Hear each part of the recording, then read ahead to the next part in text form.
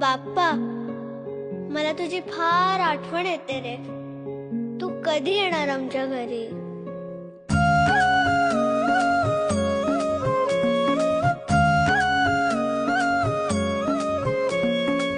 देवा तुझ्याच साठी उघडून दार, वाट पाहून झाली फार. चिंता हरून देवा थकला असणार, दे माझ्या खांद्यावर भार. थोडा इथं टेकून जा, घास खाऊन माझ्या हातात